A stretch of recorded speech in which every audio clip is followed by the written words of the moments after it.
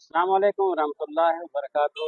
मोहतरम सामीन, अक्सर लोग फ़ोन करके पूछते हैं हकीम साहब कोई कुव्वत बा का नुस्खा बयान करें। तो एक बिल्कुल आसान और जानदार नुस्खा है कुव्वत बा के लिए। इसको गर्म मजाज इस्तेमाल ना करें, सर्द मजाज जो काफ़ी मोटे ताजे हैं, बलगमी तबा के मालिक हैं, वो इस्तेमाल करें। और इसके अंदर बेबहा कुव्वत बा है। तुखम हरमल, इसको असमंद भी कहते हैं, हरमल। इसको बिल्कुल बारीक फाइन बना लें और थोड़े से देसी घी के अंदर इसको बढ़िया कर लें। अब इसके अंदर 3 गुना शहद मिला के रख दें। रोज़ाना रात को 1 माशा से 2 माशा तक दूध के साथ इस्तेमाल करें, घी का इस्तेमाल करें, मुसलसल इस्तेमाल करें।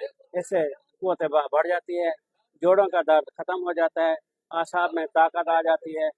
ऐसे लोग जिनको फालिज हुआ हो, फालिज ज़दा हो, वो इस्तेमाल करें तो उनके आसाब ताकतवर हो जाते हैं, चलने फिरने में आसानी हो जाती है और बहुत ज़्यादा फ़ायदा होता है।